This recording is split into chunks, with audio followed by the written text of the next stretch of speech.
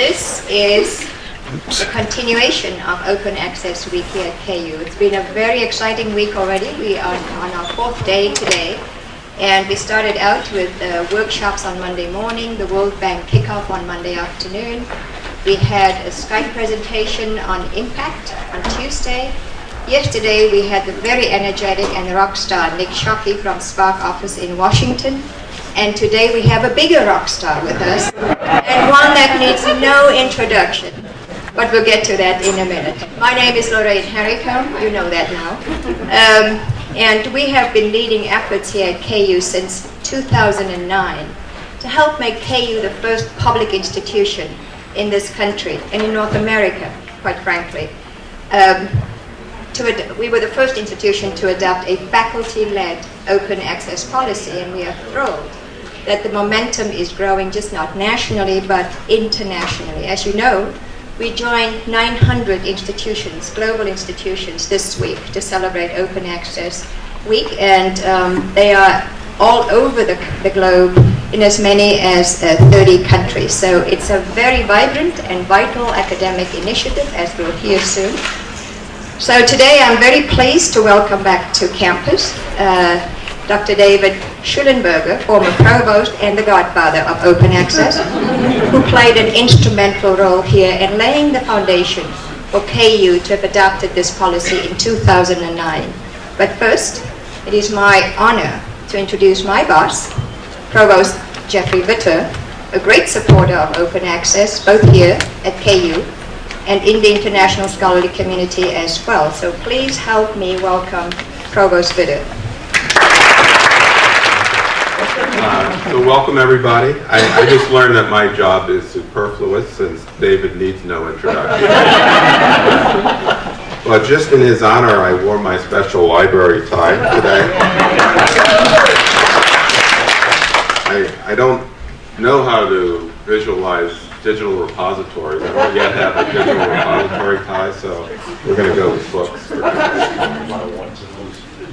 Before I do introduce David, though, I would like to take a moment to thank Lorraine Haricombe for the tremendous job she's doing. She's really set a model for strategic planning in the units to move the university forward as we embark on our bold aspirations. We're just about to start year 3 of our university strategic plan implementation. And in particular, Dean Haricombe's deep commitment to advancing the accessibility and utility of scholarly research is quite notable. She mentioned that KU is the first public institution to sign on with an open access policy, and Dean Haricombe's efforts are not just reflected by that fact, but she is also now the chair of COPI, the Coalition for Open Access Policy Institutions, which is part of SPARC. I love acronyms very much. SPARC stands for the Scholarly Publishing and Academic Resources Coalition. And in fact, I believe Lorraine is now the incoming chair of the steering committee. Current chair of the steering committee for SPARC. So that's quite a recognition by the national community of her efforts in that regard. And it's because of her vision and the ongoing support of David Shulenburger and that KU continues to help shape national policies in an effort to create an empowered citizenry to have access to state-of-the-art research which will advance innovation and thus the economic development that follows. So now let me turn my attention to recognizing the godfather, as Dr. David Shulenburger. David retired 3 years ago from the Association of Public and Land-Grant Universities, where he was Vice President for Academic Affairs. Prior to joining APLU, David served for more than 13 years in my position as Executive Vice Chancellor and Provost here at KU. In that role, his myriad accomplishments include increasing the academic standards of the university while developing stronger teaching standards, increasing minority enrollment, enhancing international education, and restructuring the budget so that tuition money went directly to faculty and student concerns. He joined the KU faculty in 1974 as an assistant professor in the School of Business and now holds the Emeritus Professor title. Dr. Shulenburger has received several awards for his efforts both in the classroom as well as in administration, and he's published numerous articles on wage determination, union management relations, and program evaluation.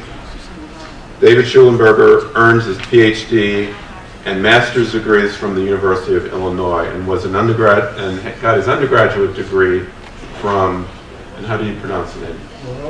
Lorraine. Okay. David previously served as a faculty member at Clemson University and as a labor economist with the U.S. Department of Labor. It's my great pleasure, and please join me in welcoming Dr. David Shulenburger. It is, as always, great to be back on this campus. People have been asking me what my feelings were about this, and it's just nostalgia, just one wave after another. And when I look out at this crowd, not that any of you are old enough to have been here when I was, but there's much nostalgia in my vision right now. I thank Jeff very much for that introduction. And Lorraine Haricombe is the rock star. You heard those two positions. She's the one who's leading the efforts now, and you couldn't have a better person to be dean of this library than Lorraine Haricombe, and to be a colleague now. So thank you, Lorraine. I'm going to give a fairly informal presentation today. I want to talk about 4 things that are happening, that are shaping efforts relating to openness, open access to the literature, and things that are on the cusp of happening, things that you can become involved in. This last February 22nd, John Holdren, the director of the Office of Science and Technology Policy in the White House, issued a directive to federal agencies. And I want to read you the fairly remarkable first sentence of that directive. He said, "The administration is committed to ensuring that to the greatest extent and with the fewest constraints possible and consistent with law and the objectives set out below, the direct results of federally funded scientific research are made available to and useful for the public, industry, and the scientific community. Such results include publications and digital data." And I want to talk about both of those. But I said it's a remarkable sentence. And it's a remarkable sentence because it is our federal government policy now. The major granting agencies of the federal government are busily trying to figure out how to comply with that. They had a 6-month deadline, which they met to make initial plans, but we won't know their ultimate plans for a while. But this has been front and center business for them. And it's remarkable because there were lots of people who did not want this to happen. And lots of people with great resources, and resources often speak. But Holmgren, the president, the administration, said it's important enough to make sure that the material that we fund, the research that we fund, the data that we funded the development of, becomes available to the American people. And so we'll take whatever political lumps are there, we'll lose whatever contributions we will lose, and we'll make this data available, this information available. The justification for doing so is written there. It says access to digital data resulting from federally funded research allows companies to focus resources and effort on understanding and exploiting discoveries. For example, open weather data underpins the forecasting industry, and making genome sequences publicly available has spawned many biotech innovations. That's the first justification. It has to do with commerce. You might recall that former Congressman Todd Tiahrt of Kansas was an early sponsor of a bill to create public access to data. And Tiahart's reason for doing so, not that he wasn't a lover of education and a supporter of all things good, but his justification for doing so was all the small aviation firms in his district who desperately needed access to the research being done in universities around the country, funded by the federal government, and they couldn't get access to it. They could if they came to the library, but that's about the only way, and you can't run a business to spend half your time going back and forth to your data sources. So the first justification was, in fact, commerce. The second justifying sentence, policies that mobilize these publications and data for reuse through preservation and broader public access will also maximize the impact and accountability of the federal research investment. These policies will accelerate scientific breakthroughs and innovation, promote entrepreneurship, and enhance economic growth and creation. There's a lot packed in that sentence. But let's give the public what they paid for, and in doing so, let's move science along more quickly, let's promote entrepreneurship, and finally, let's create jobs. If you're in D.C. long, you know, that's the greatest justification for anything in the world.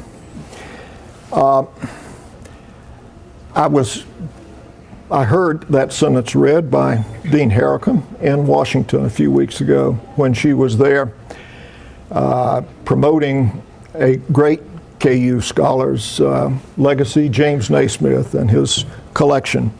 And wow, I don't know how many we had, 50, 60, 70? 105. 105 KU Jayhawks showed up to see the artifacts, the collection from Spencer. It was a great showing. She read those words, and I was thinking about the justification, but I was standing with the justification.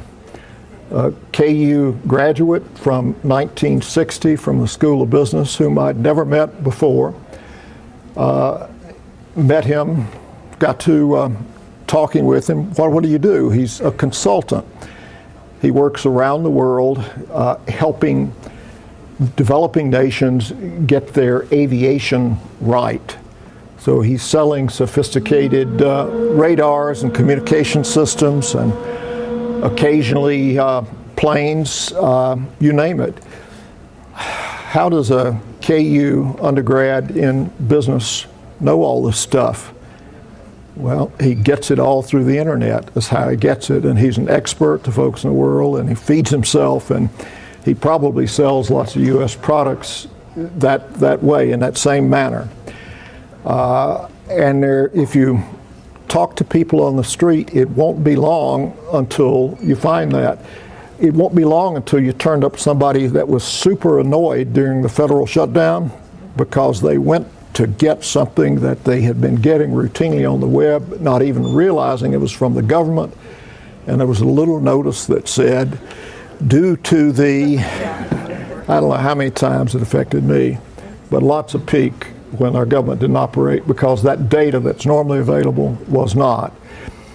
But I hope a number of you saw 60 Minutes a few weeks ago when there was a 16-year-old fellow who was 15 at the time that he did what I'm about to talk about, Jack Thomas Andraka, who bright junior high student.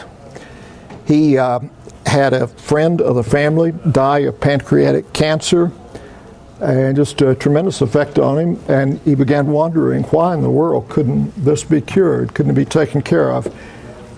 And he discovered that there weren't any tests that were good markers for the presence of pancreatic cancer. They were early and cheap and readily available. And he decided as a 15-year-old he would do something about it. If there were 15-year-olds here, I'd urge you to follow his example. Many of you have, but it took you longer than it took Jack, he went to the literature. He started reading, and he found a set of markers, and then he went to work on developing a test, did all the research. If you saw the 60-minute things, he was in one of his classes, and his teacher was suddenly standing over him. "What are you doing, reading a comic book again?" And no, he had a journal article tucked inside of his textbook, and he was doing research there. Fortunately, he was able to get to it. He then wrote letters to 200 professors around the country saying, "I've got this idea. Here's my paper that sort of demonstrates this ought to work. I'd like to work in your lab and develop it." And 199 of the faculty members said, "Nope, too busy," or just didn't respond.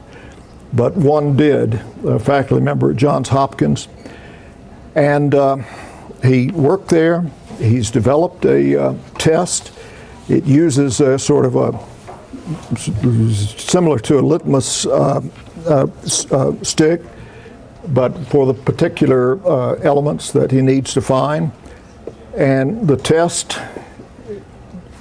it takes 5 minutes till you get the results. It costs 3 cents. It may or may not survive clinical trials, so we don't know whether it's happened yet. But his story is just so remarkable because he was able to get to the research and had the motivation to do it. But there are many, many stories like that throughout the world. When I first did my first international presentation about this topic, was at a UNESCO meeting in Paris. And I was complaining, as I'm wont to do as an economist, about the high cost of the literature. And high cost to a country of our per capita income is super extraordinary to somebody with a per capita income that's a 20th of ours. And so they had a lot to complain about. But they were desperate because they had bright people with PhDs, many from the United States, who couldn't get the literature at that time. At any rate, the OSTP, after hearing from hundreds of individuals, organizations, both pro and con, has directed our funding agencies to, as soon as practicable, make the literature available. And we're about that now. There are constraints on it. It'll only be the agencies that do 100 million or more annually in grants, which will exclude the NEA and the National Endowment for the Humanities. Unfortunately, they don't get that much. I wish they did. It has two elements: data and the scholarly journal articles. And I will talk about those separately. Fortunately, I was asked by the Association of Research Libraries and the Association of Public and Land-Grant Universities to be a consultant as we developed a response as to how this data and scholarship should be curated long-term. And so I talk from the background of having been involved early in many of these conversations. First, what it said about data is that digitally formatted scientific data resulting from unclassified research supported wholly or in part by federal funding should be stored and publicly accessible to search, retrieve, and analyze digitally recorded factual material commonly accepted in the scientific community as necessary to validate research findings, including data sets used to support scholarly publications, will be made public. And then they excluded a whole bunch of things like lab notebooks, preliminary analyses, drafts of scientific papers, plans for future research, peer review reports, communications with colleagues, or physical objects such as laboratory specimens. So that what they were saying you have to make available is that material that's necessary to support the conclusions of scholarly research. Now, lots of consideration, and we don't know what the final outcome will be, but the recommendation of ARL, APLU, and AAU on data is that we should study it some more. We thought long and hard and courageously came to that conclusion. And when you think about data and what it encompasses, and you think about little things like storage volume, Jeff, for some of it it's just overwhelming. There's obviously much data that we want in public, and fortunately the genome data got out there. Fortunately, Landsat, there are many data sets that are already present. But if you're doing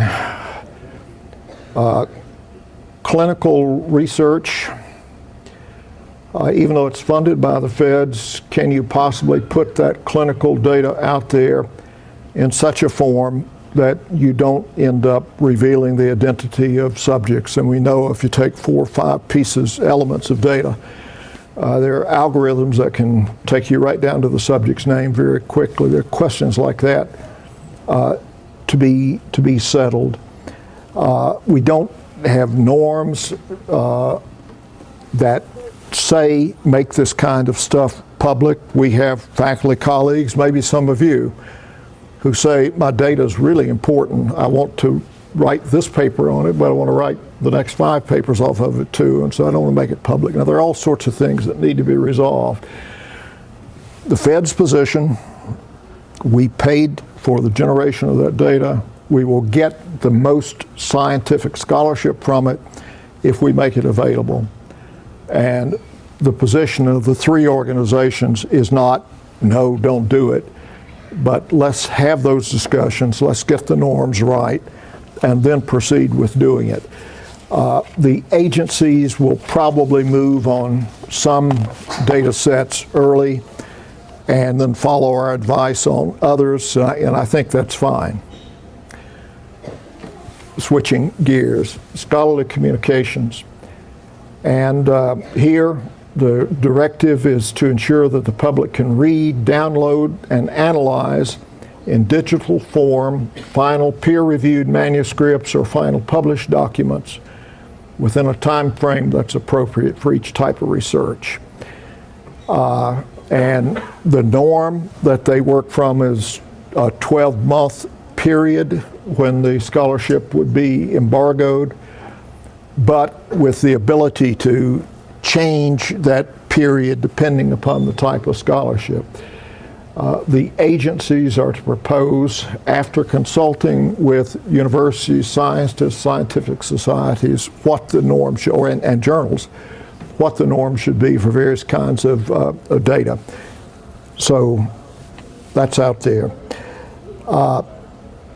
But in those words, digital form, what they are contemplating is that the data would be readable not only by human beings, but by computers, and be accessible by computers in digital form. We know that the volume of research data, the volume of scholarship is just too big in certain fields for anyone to ever have enough time to read it all. And without fairly sophisticated intelligent searching, you won't get to it. And that becomes important when I talk about possibilities now. So let's make the scholarship available, let's make it available with appropriate lag, and let's make it available such that it can be read by humans, by machines, by future search technology, by anything that may come to exist in the future, because this is a heritage for mankind that we have now. And making it available long run means contemplating how it might be accessed in the infinite future. 4 options really for making it the literature available. Let's talk about the literature now. First, we have one federal government agency that, thank goodness, has piloted public access and that's the National Institutes of Health through PubMed Central. If you're doing research funded by NIH, you know that NIH requires deposit of that literature in what's called PubMed Central. It now has about 3 million articles in it, growing by about 70,000 manuscripts a year. And it is an easily accessible place to go to if you're doing that kind of research, and it's probably the first stop that most folks in that area go to. PubMed Central could become the depository for each of the 11 or 12 agencies that will have to follow the Fed directory. Is that okay?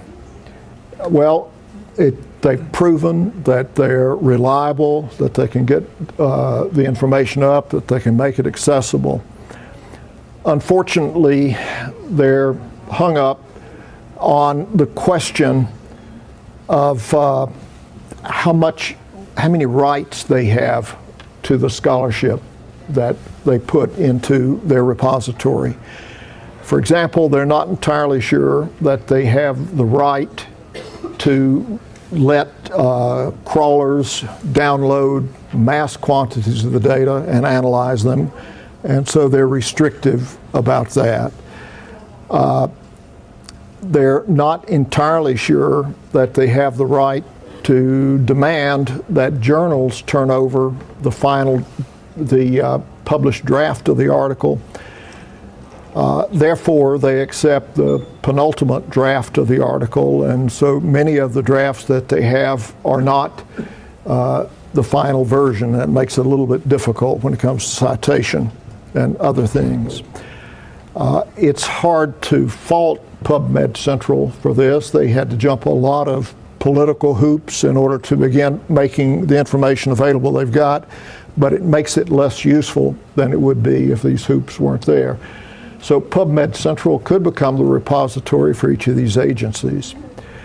Another possibility is that each agency would develop its own repository. And if you wanted to get information from NOAA, you'd go to the NOAA repository, or Ag from the Ag depository, or you name it. That is a nightmare to contemplate.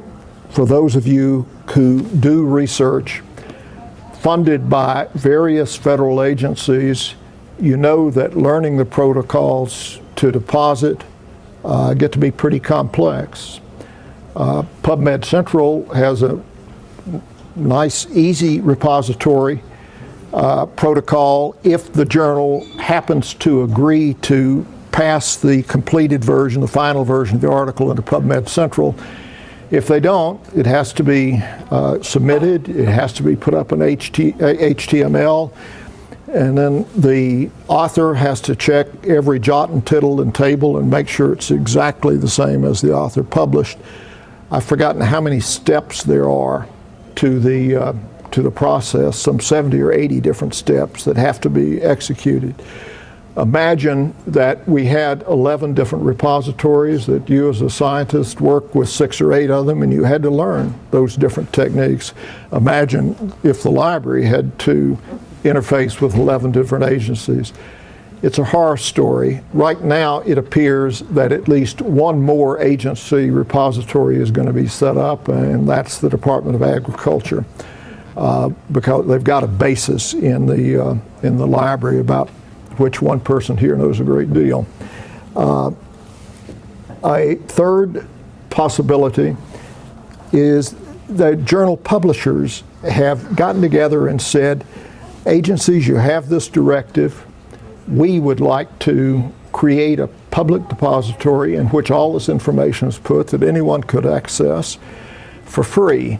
Their proposal is called Chorus, suggesting all the journals are singing together.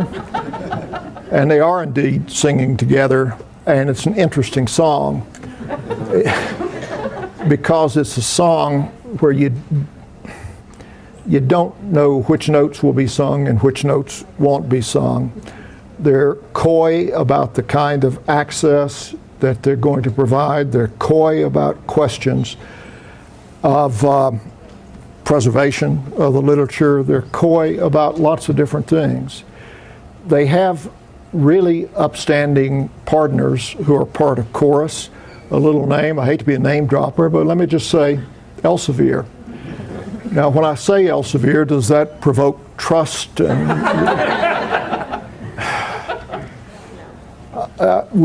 I'm very skeptical, I'll speak for myself, about turning over to the literature for making public, for the purpose of making public available to the same people who have wanted to ration it with price and other devices such that it was difficult to get, to the same people who provoked this whole decade and a half that Lorraine and I have been involved in trying to undo.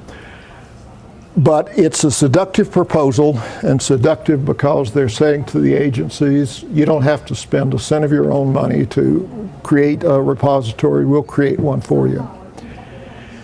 Well, AAU, APLU, ARL got together to form a response. They did so after the ARL had a meeting, I think in North Carolina somewhere. And the idea was we should offer a repository that is made up of the individual repositories that the libraries have already developed, like the one you have at KU. We should agree to make sure that all of our faculty publications arising out of federal grants are put in it. And we should agree to make it accessible. And we should not have all those caveats on access that Chorus has. In fact, such a proposal has been put forward. It's called SHARE. SHARE stands for Shared Access Research Ecosystem. And it means that, and you understand it as an ecosystem if you've been involved in research. Everything fits together, and you hope that ultimately will mean data as well as articles and the connections between them. That proposal has been developed in prototype. There is a steering committee that is putting final touches on it. There will be task forces to implement it. And I would guess within 18 months, who knows, we could have such a repository. Is it possible to put together all those data repositories in such a way that one can go to Google? We tend to have the front end open to anybody who wants to crawl it and search it and make it available. Is it possible to put those together? It turns out that there are just three major program backbones that these repositories ride on. The one that's used here is DSpace, right? Fedora and bpress are the three. bpress has put their libraries together that use their repository. And if you go to something digital called Digital Commons, you'll find that you can very quickly access all those collections. And it looks to me that each of the three units can find a way to get together, can find a common way to produce accessibility. And my hope is that the federal agencies will choose to put their information into SHARE ultimately. The problem is that they're under timelines, that SHARE is a promise now, and the PubMed Central is a reality. And my guess is lots of agencies in the short run are likely to go with PubMed Central. We hope in the long run that they will go with SHARE. SHARE carries out the objective we all have had of real public access, and it would be public access not just to the material that comes from grants, but to the whole range of things that you are already putting in the repository here. So we will find out over the next year what the agencies plan to do. The agencies will then have to go through a rule-making process, and it'll be 2.5 or 3 years before it's finally determined what the agencies will do. So this has got a ways to go. But bully for the OSTP and the White House for stepping forward and setting a momentum that will accomplish public access to at least the part of the scholarship that comes from federally funded research.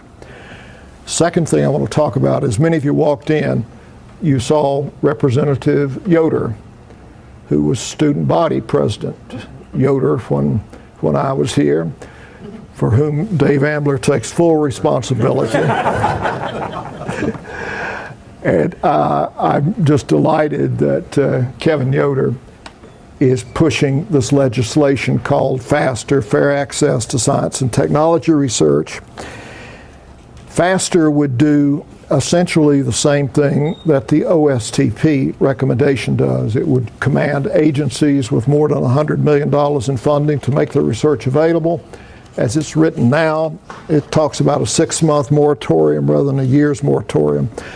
Essentially the same thing. Why is it important if the OSTP has already done this? Well, it's important because presidents are elected for 4 years at a time, and the directive that President Obama can put in place could be reversed by the next president or the next. I think it unlikely once we get this in place, particularly if share is the backbone, it is the core of what we're doing anyway, and it won't carry much cost and it'll carry many benefits, but the risk of having it reversed is still there. So this piece of legislation that Representative Yoder, Representative Doyle of Pennsylvania, Lofgren of California, and Senators Cornyn and Wyden are sponsoring now is awfully important. There's a letter that will come out shortly signed by Jeff Vitter and Lorraine Haricombe that will urge colleagues around the country to support that legislation. I think it's that important. I appreciate the fact that you're willing to ask colleagues to do that. You also have contacts with representatives. There are more representatives in Kansas than Mr. Yoder. Contact the other ones that you happen to have contacts with. Let's get as many people signing that legislation, sponsoring it as possible. 2 other topics. Our difficulty that open access has been developed to resolve has to do with copyright. We, of course, have given it away, and with the consequences that it's difficult to afford. The U.S. Registrar of Copyrights has just proposed a congressional review of the copyright law.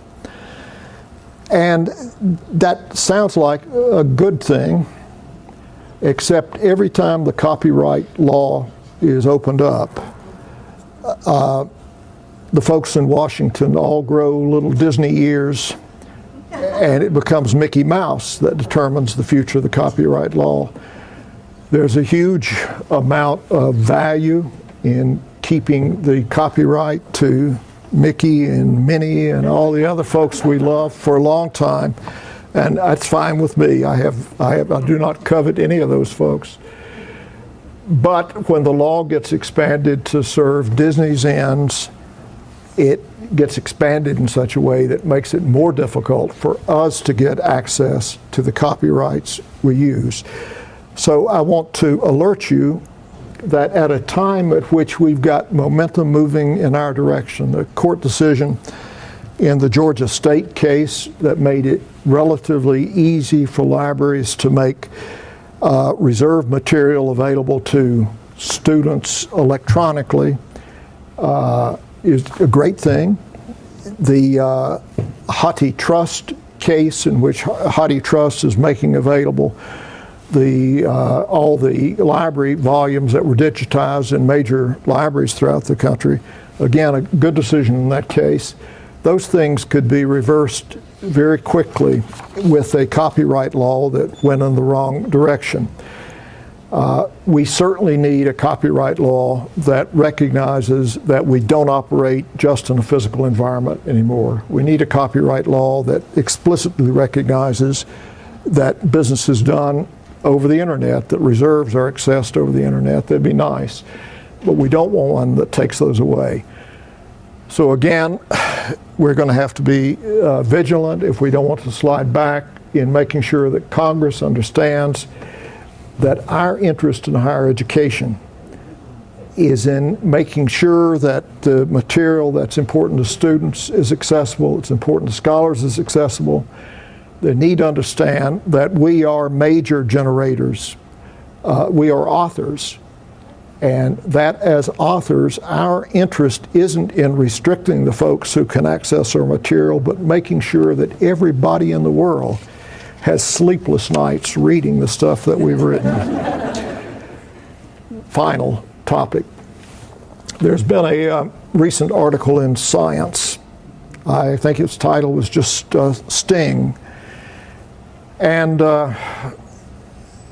it's interesting what the John Bohannon did, science correspondent, was he generated an article that was spoofed. It was full of fairly deliberate nonsense in which he revealed a particular molecule extracted from the lichen slowed the growth of cancer cells. And it was written with lots of collaboration so that anyone who really had a sophisticated ability to read the article would know that's a spoof. He sent it to 304 journals, and 157 journals accepted it for publication. Now, all of the journals were journals in which the author pays. There weren't subscription journals where the subscriber pays, but they were author-paid journals. And there are numerous criticisms one can make, but you still end up with having a very substantial number of allegedly scientific publications accepting material that should not have been accepted. Now, what you found is that most of those journals didn't use a peer review process. Most of those journals aren't journals that any of you would crave to have your names on, but some people crave to have their names on articles written in them. And as you analyze this, it's probably true that if you went to the lowest ranked subscription journals, you might get the same kind of result, a sloppy review. If you pick up, I think it was last week's Economist, their lead article was on the inability to replicate scientific studies. And it is demonstrating not fraud necessarily, but the difficulty of writing with enough precision that people can follow what you do. And replication is a major tenet of science. And it reads, in a sense, a lot like the Sting article, where you walk away with the feeling, wow, what are we doing? Can the world trust us? Now, I know that you have a program here where you help faculty members pay for the publishing charges when it's an author-paid journal, but I know also that there are a lot of controls on that process where you look at the quality of journals, and I don't think any of your money will go to those journals, nor will there be any encouragement. But we live in a world in which science and scholarship has expanded so rapidly that we are a little bit out of control.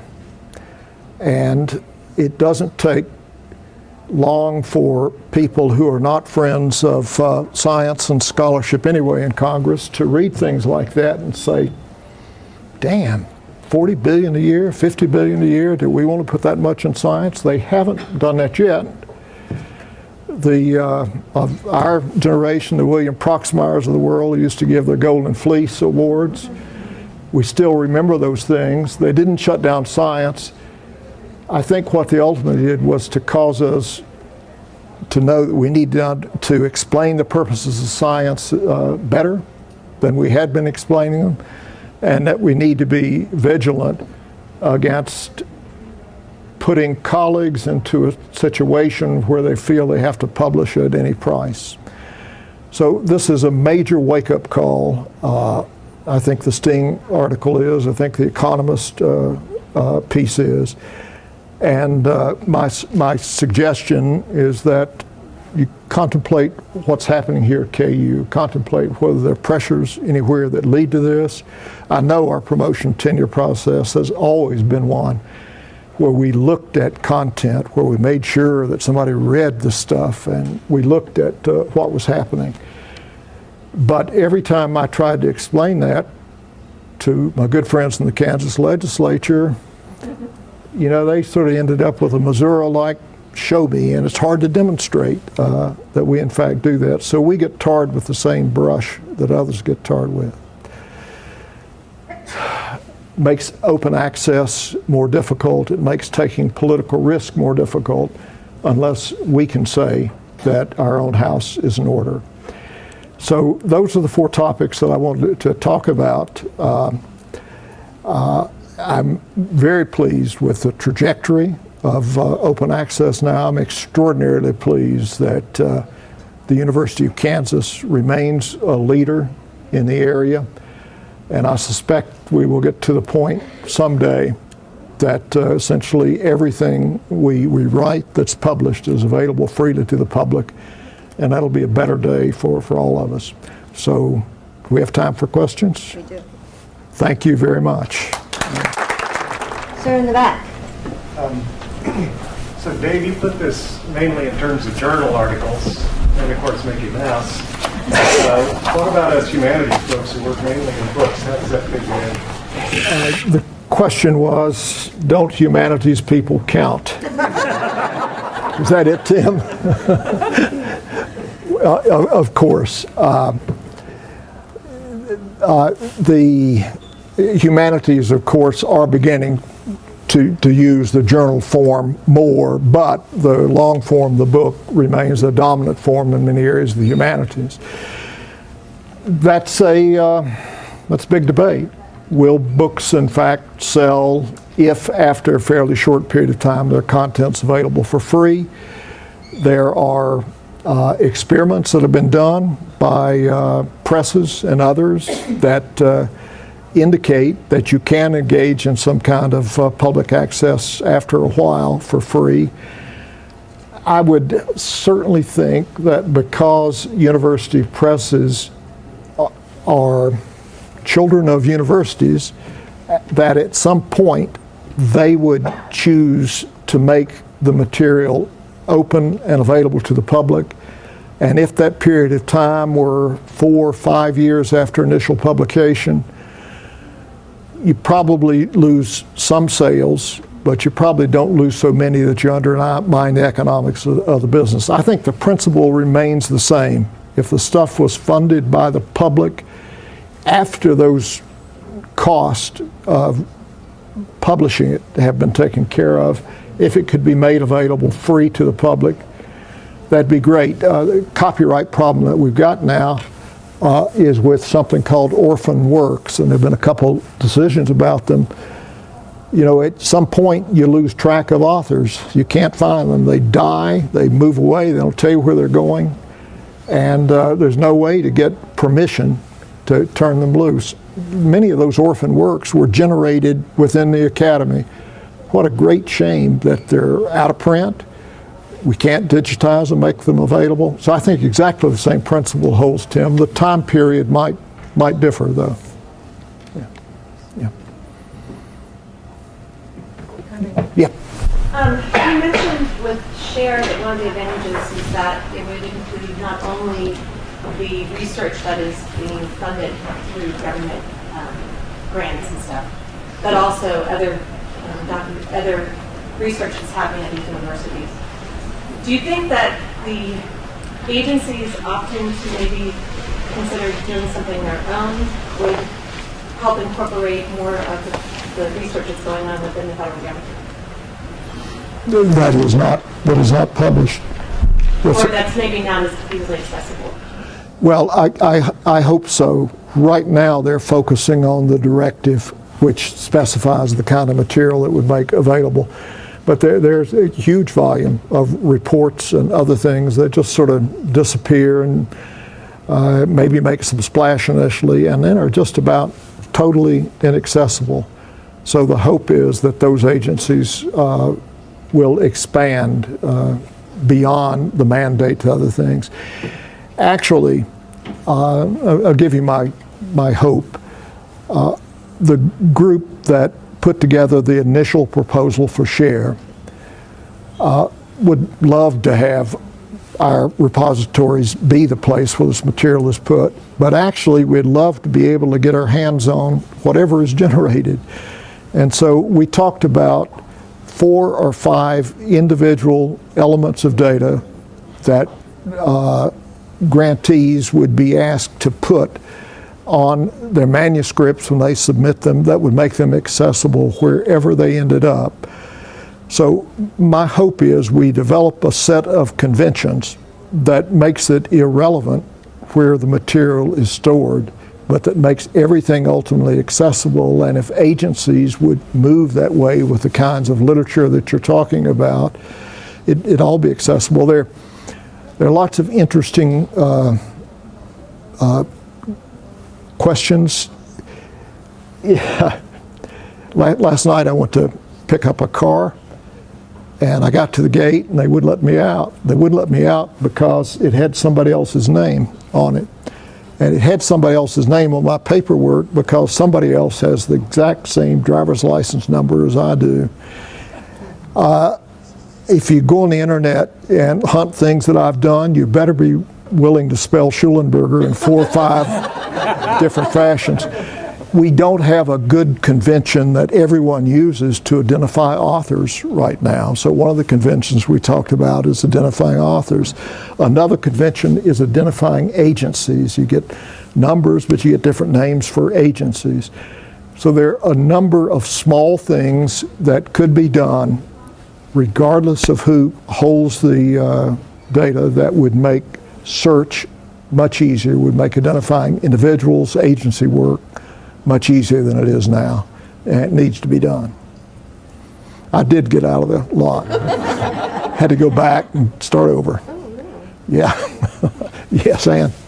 Yeah, I'm wondering if in the utopian future in which all these things are made available fairly soon after publication, do you think there is still room in the ecosystem for-profit publishers? Or do you think the best solution would be for universities to take this over and to use basically public funds to fund publishing and so forth? No, I think there's a room for-profit publishers. Let's go back to Tim's question earlier. Just think of the range of books that would not be published or wouldn't be published and promoted and then widely read were it not for profit-seeking firms out there pursuing it. There are,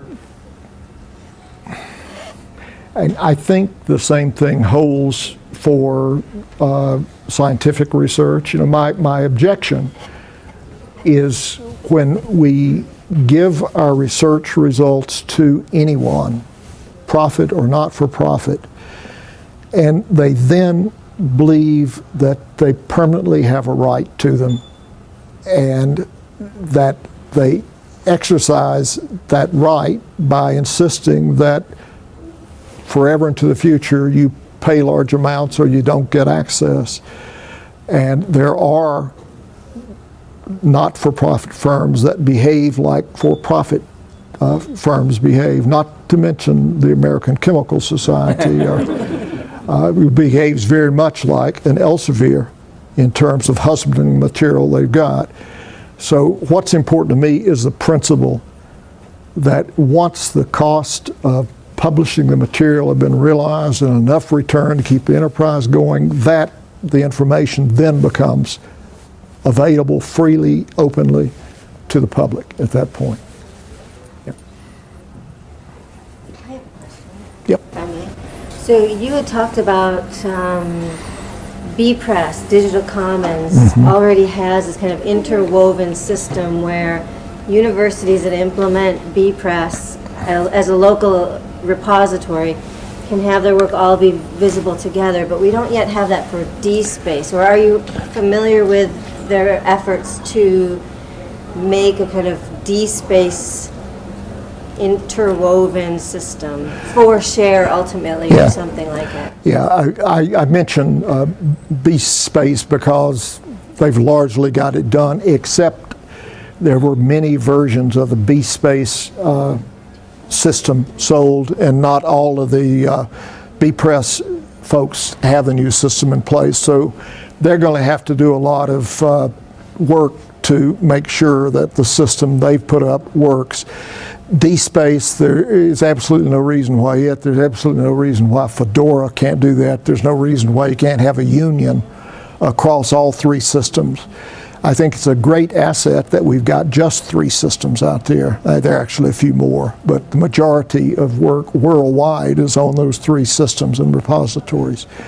So I'm not holding out. I only hold out for B-Press as an example that it can be done. It has been done, and it will be done elsewhere. Yeah. Great. And as a follow-up question, do you have any tips, given the share as an option, what campuses ought to be starting to prepare, even if we're still talking about a couple of years out, to having to be ready on a campus to help share be implemented? Well, I think be part of the process that shapes share, because it's going to be built within the academy and determined. So make sure that it's built in such a way that's going to be usable to everyone. I think what you are doing, what the faculty here has done, saying that they place on themselves a deposit mandate, is the right thing to do. And then making the mechanisms for ingesting that material so easy and seductive that everyone's going to want everything in that. And I understand you've gone to a new annual evaluation system, Jeff, that's going to help at least make the material available, and the library has another Vitter project in place. So there are good things happening. I think you're doing the right things. Just keep it up. Keep it up.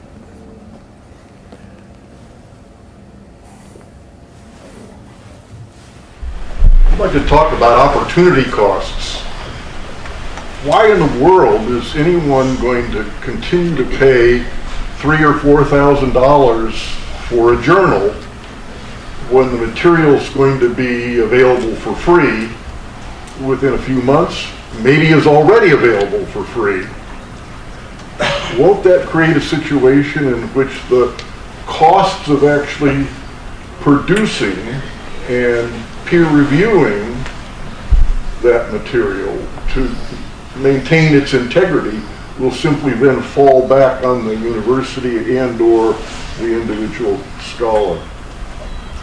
It won't making material available for free cause the economics of journals to collapse, and ultimately cause universities to have to take responsibility is the question.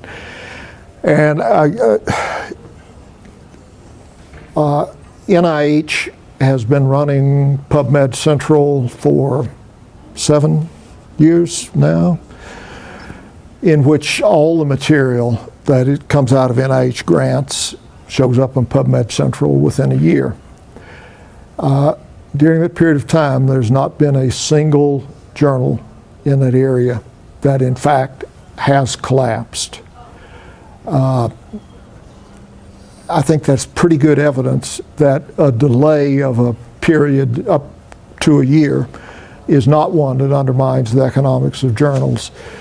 There have been various other journals that have experimented with shorter periods of time, some for moratorium. Some of those believe they have had an impact on their sales.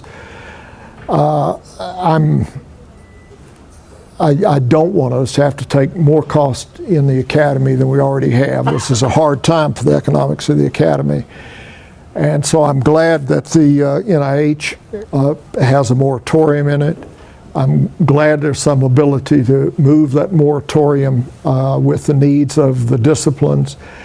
And I think we can find, as my friend Kathleen would say, a happy spot where we can continue to have journals live and thrive and pay their own cost.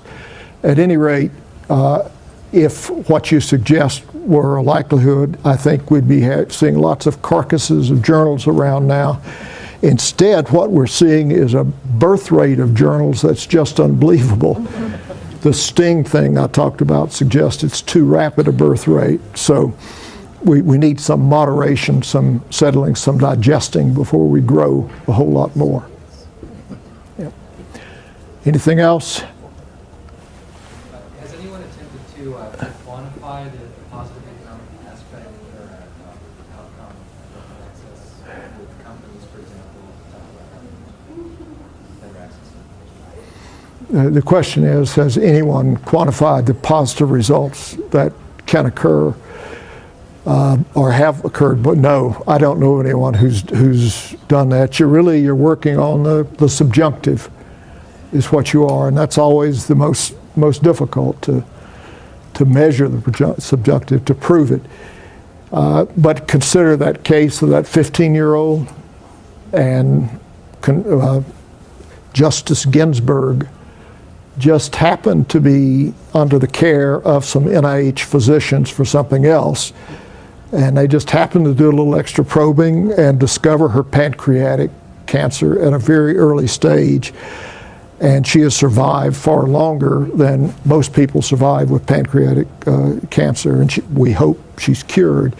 What's the value of those additional years of Justice Ginsburg on the court? I think they're enormous given the alternative in the period. But I'm not trying to be flip. We're dealing with things that potentially have great value. And I think it won't be difficult 50 years from now to look back and gather stories like this young man's story and to tell them. Spark is gathering some of those stories now. And I hope some serious scholar at some point in the future puts that information together, because that'd be really powerful, really powerful. Good. Thank you very much.